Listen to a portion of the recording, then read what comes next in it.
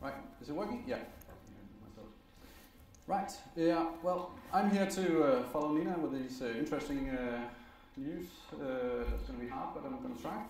The reason why I'm here is to give an update on the evaluation of the balancing model, which we are in the process of doing right now.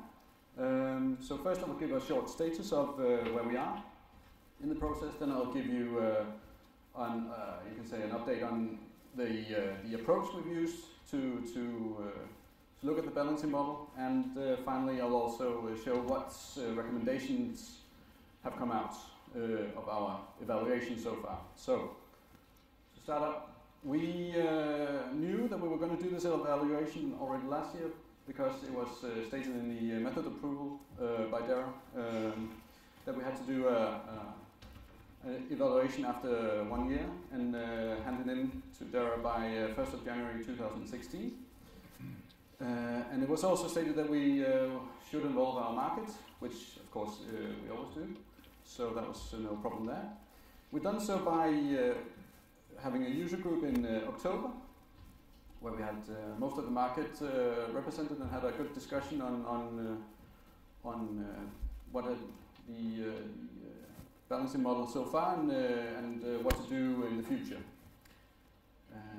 Based on this user group, we have forwarded a paper this 2nd of December, which is right now in the hands of you guys to comment on, where we discuss how the model has worked so far and which improvements we see necessary to make it even better than it is today.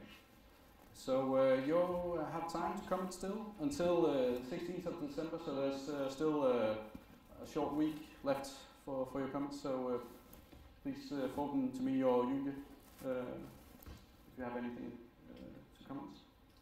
So just to say something about our approach with this evaluation, because we say we have evaluated ever since the first day we introduced the new model. So you can say when we reached the time when we had to write down, we already had a lot of input, both from you and from ourselves in assessing the model. So it was, you can say, the conclusions we brought up. But at the user group we also introduced this toolbox, which is mentioned here with these 4 boxes here, explaining our ideas to how we should move forward. My interpretation was that the user group pretty much agreed to these methods, but also that there were some other measures we should look at, and there was some communication that also needed to be improved from our side. You can say we are very close to the balancing model. We work with it every day, and we felt that there was a sort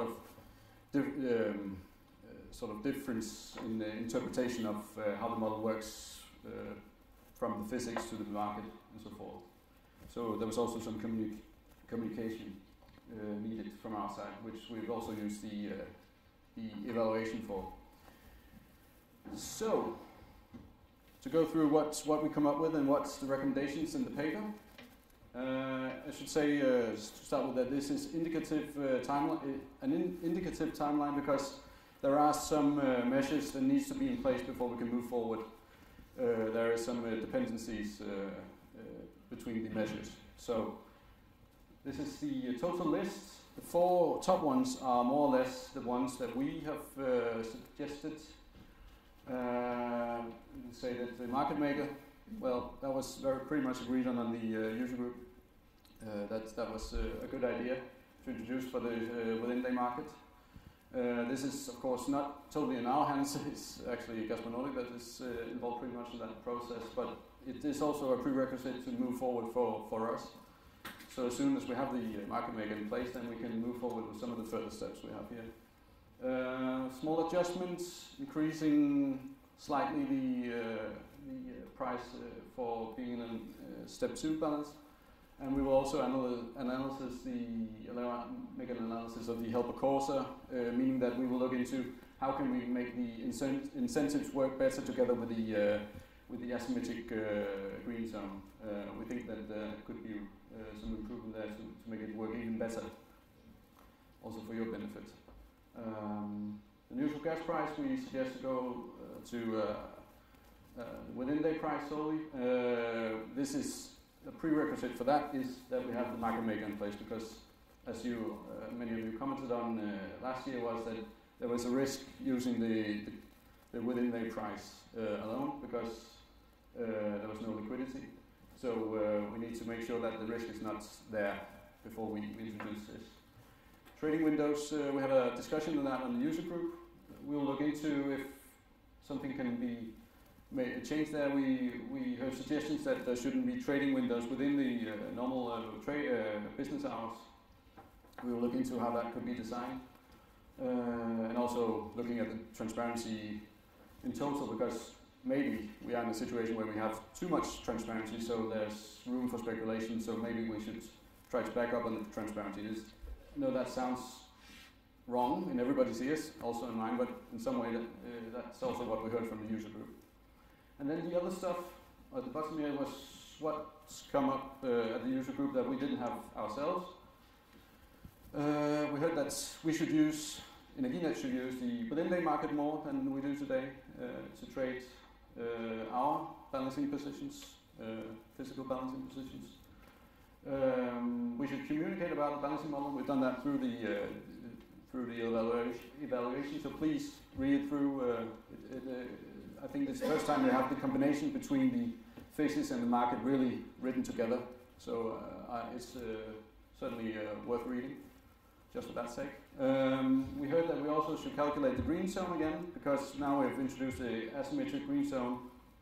Some of you were smart enough to find out that, well, probably you are able to actually provide more flexibility. So that's something we also have to look into. And then we also heard that we should look at the incentive model to make the distribution companies come up with better data, because that's a very important part of the model is the data.